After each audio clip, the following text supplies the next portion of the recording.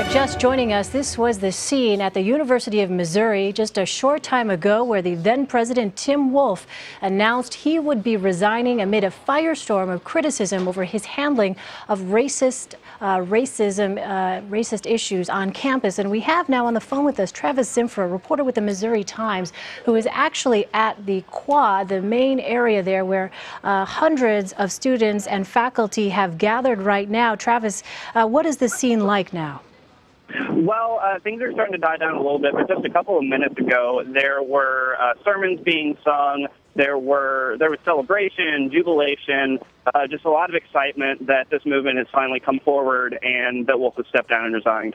And so this was the planned walkout that we know before the announcement about the resignation happened. Students and faculty had been discussing. Have you had a chance, Travis, to even ask some of the folks who've gathered there, now that, in fact, one of the demands has been met, the resignation of Tim Wolf, what it is that they want to have happen now? Well, they're stressing that this is a movement and not a moment. That's a direct quote from one of the leaders of Concerned Student 1950. And for them, this is just the first step in making sure that what they perceive as the racism on campus definitely gets addressed. They say that they're going to continue fighting until all of their demands are met, not just the removal of Tim Wolf from office. And Travis, remind us, for our viewers who might just be joining us, what exactly were some of the grievances listed by the students? I'm sorry, I didn't catch that last part. For our viewers who might just be joining us, Travis, I wonder if you could just give us a little bit of context so they can help understand the significance of this decision. What were some of the demands, what were some of the grievances, rather, that the students had?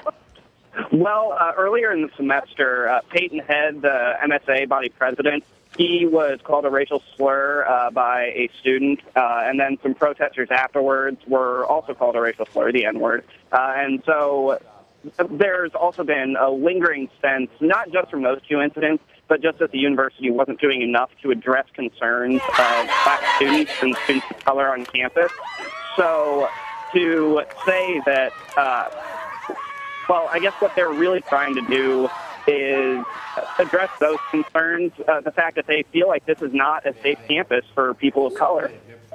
And so had the university responded at all in the wake of those types of instances before today and the resignation of Tim Wolf?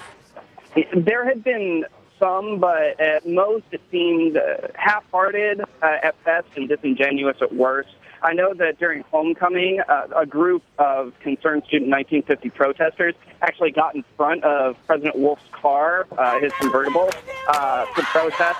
And what they saw as a pretty callous handling of the situation, where Wolf did not respond to them, apparently did not respect them, according to them, and just generally basically treated him, or basically they felt that he treated them poorly during that exchange. But really, the faculty for the last week has been scrambling to try and address some of these concerns, but it hasn't been good enough. And it looks like this is the first step towards mediation between the administration and the student group. Travis, we've been showing our viewers video from what appears to be the quad area there, where a number of students in a very celebratory mood there after hearing the news of the resignation of Tim Wolf. Will you just tell us who Concerned Student 1950 is? What is that group? Concerned Student 1950 was a group that was created, I believe, just from 11 students a few months ago, around the beginning of the school semester. And the 1950 comes from the time whenever the first black student was admitted onto the campus. So that group has been slowly, gradually building up over the course of the semester. Just Wednesday, they had a meeting where maybe a few hundred people showed up, but it definitely reached a fever pitch over the weekend whenever the football team announced that they would be boycotting the rest of the season until Wolf stepped down, or at least until Jonathan Butler, the student who's been on a hunger strike here, until he started eating. And the only way Butler was going to do that was if Wolf stepped down. I wonder, Travis, as you look around the quad there, where I know the students you said the numbers are dwindling, but at the height of it, when in fact the large numbers of students and faculty members were gathered there, are we talking primarily minority students, or were there others who have joined in support of these minority students? Minority students definitely made up the core of the group, and there are still quite a few people here, probably numbering around 500, I'd say.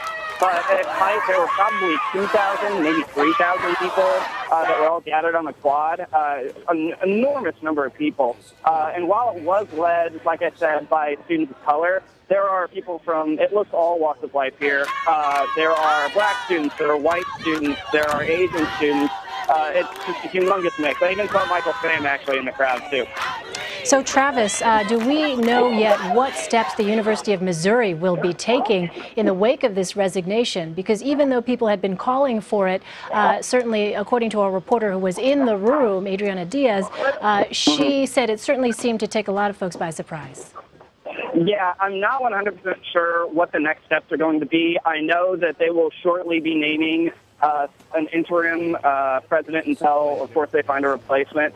But right now, I'm not 100% certain on what the next steps for the university are going to be. Like I said, I've been here most of the time. I haven't been able to be at press conference or anything like that because I've been covering things from here.